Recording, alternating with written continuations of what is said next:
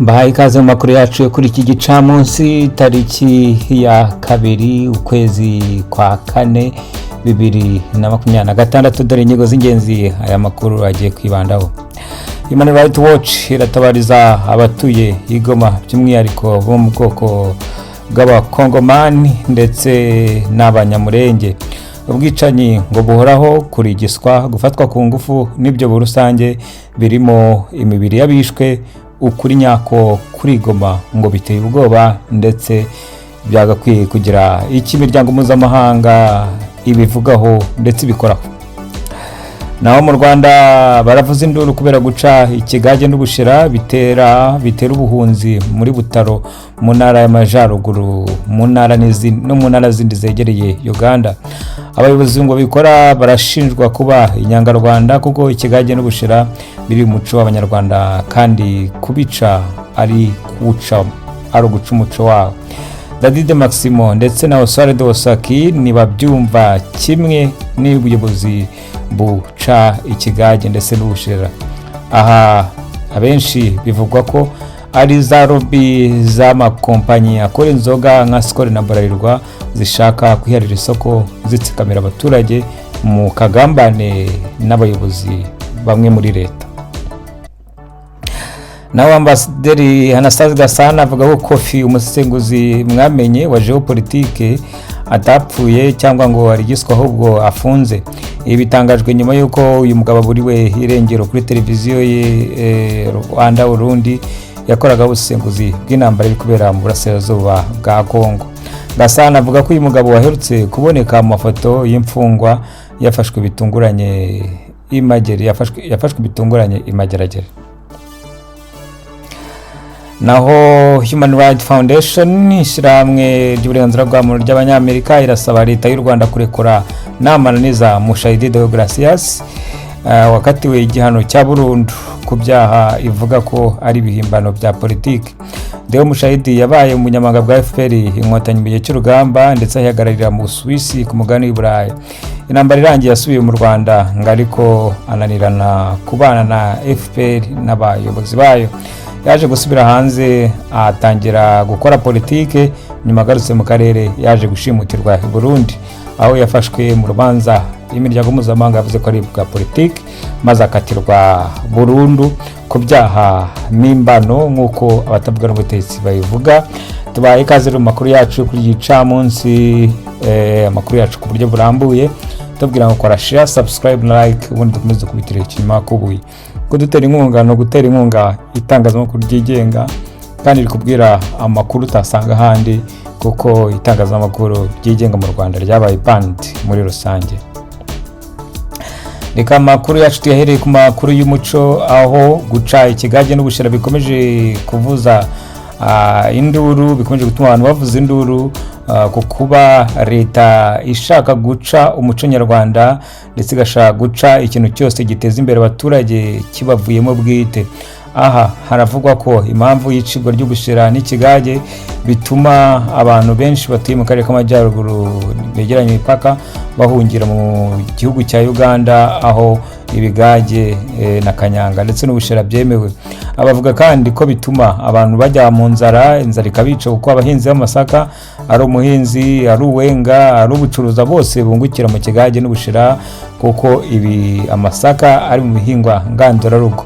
Nyamara kandi ngo abayobozi mu Rwanda ntabwo babyumva kuko bashaka ko iki kigage n'ubushera bicika ko ngo kiri mu binyobwa by'inkorano byica abantu bise mutikure umwice mukubita umwice. Agataba ariko siko babyumva kimwe n'abaturage. Abaturage bavuga ko ibyo ari ubutekamutwe bw'abayobozi kuko ikigage n'ubushera byatunze Abanyarwanda kuva kera kuva u Rwanda rwabaho. Ibyo rero kuba byaza gukurwaho iki gihe ntago ari byo ngo nta nubwo bikwiriye. Agataba ariko abasengura muri politike ndetse n'ubukungu bavuga ko rwose ibi ari ubutekamutwe bw'amakompanyi akomeye nka Bralirwa na Skol bigenda bikagambana n'abategetsi ndetse bikaha amafaranga mu byo bita lobby baranze bikababwira ati mugende muce ziranzugwa ko n'abakompeta kandi nibatanga imisoro.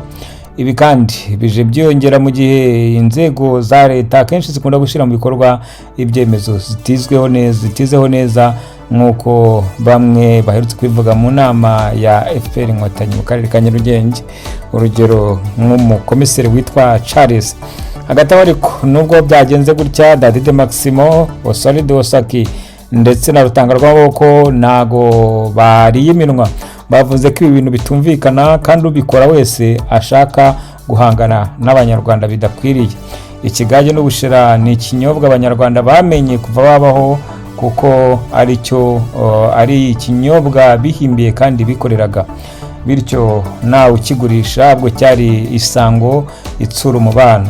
Hagati aho rero nubwo bivugwa gutya, ikinyobwa cy'ubushera n'ikigage bivugwa ko nyine ari ikibazo gikomeye ibi bigo by'ubucuruzi by'inzoga bitemera, kuko ngo giteye akaduruvayo gituma abaguzi batagura ku buryo bukwiriye. Amakuru yacu tuyakomereze muri Human Rights Watch, ahitabariza abaturage b'Igoma ivuga ko hari ubwicanyi buhoraho, inyeshyamba zirigisa zigafata ku ngufu abagore n'abana, ndetse hakaba hari ibyobo by'imibiri rusange bitarashingurwa bihora birimo abantu bapfuye. Human Rights Watch isohoye iyi raporo mu gihe witwa Karine Umufaransa wari hariya yaje kwicwa, bivugwa ko yishwe n'inyeshyamba zashaka ko raporo idatangwa, nubwo izi nyeshyamba zibihakana zikabyegurira ku ruhande rwa Kongo. Human Rights Watch ivuga ko ibyaha bikorwa hano ari ibyaha by'intambara ndetse bikwiye guhanwa n'urukiko mpuzamahanga mpanabyaha. Twibutse ko mu minsi yashize Karim Khan, umushinjacyaha mukuru w'urukiko mpuzamahanga mpanabyaha ICC irahaye mu Buholandi, yaherukaga muri Kongo avuga ko Kongo nyuma y'imyaka 30 abaturage bicwa ikeneye urukiko ruzakemura ibintu maze rugahana n'abakora ibyaha. Muri Goma twibutse ko hashize umwaka inyeshyamba za F23 zihigaruriye mu bwicanyi bukomeye cyane, haba mu nzira yo kuhafata ndetse n'inzira yo kuyobora, kuko ngo umuturage wese utumva politike yabo yose aricwa. Ibi Human Rights Watch ibivuze mu gihe n'ubundi umuryango w'Uburayi usaba ko koridoro humanitaire cyangwa se ikibuga cy'indege gifungurwa kugira ngo abavuye mu byabo bashobore kugezwaho ibyo kurya, nyamara ibi M23 nibikozwe. Twibutse kandi ko itariki ya mbere ariyo n'ubundi Leta z'United Amerika yahaye u Rwanda kuba rwakuye M23 n'abasirikare bago muri Kongo, bitaba ibyo u Rwanda rugakurwa muri SWIFT system ya payoma ishobora gushira ikijyanye n'ubukungu mu kaga ku Rwanda. Kofi, umusesenguzi mwamenye wa geopolitike waje kuburirwa irengero, biravugwa ko atapfuye cyangwa arigiswa ahubwo afungiwe imageragere. Ibitangajwe nyuma y'uko ambasaderi Dr Anastase Gasana wabaye minisitiri w'ububanyi n'amahanga avuze ko yabonye ifoto yafashwe imageragere n'imfungwa, akaza kubonamo uyu mugabo mu buryo butunguranye. Kofi yamenyekanye kuri radio televiziyo Rwanda Burundi, aho yakoraga isesengura ry'intambara iri kubera mu burasirazuba bwa Kongo, avuga ko iyo ntambara imaze imyaka 30 hakenewe ko iba nyinshi, utsinda undi akamutsinda, ariko abaturage barambiwe. Abakurikirana hafi bavuga ko ariko abugamiye kuri Kongo ndetse arwanya politiki y'u Rwanda no kuba rufite uruhare muri Kongo, bikaba bituma ari byafunzwe. Hagati aho nawe uramenye ibyaha Kofi yashinjwe ndetse agakatirwa kugira ngo ajye imageragere. Tuzakomeza gukurikirana aya makuru kugira ngo tuzabagezeho uko ibintu bihagaze. Nawe Human Rights Foundation irasaba Leta y'u Rwanda kurekura Bwana Mushayidi Namananiza wakatiwe igihano cya burundu mu Rwanda, ubaka abafungiwe imageragere ku byaha ivuga ko ari ibyaha by'imimbano bya politiki. Deo Mushayidi yabaye mu bunyamabanga bwa FPR Inkotanyi mu gihe cy'urugamba 1994 ndetse yahagararira mu Busuwisi aho yigaga.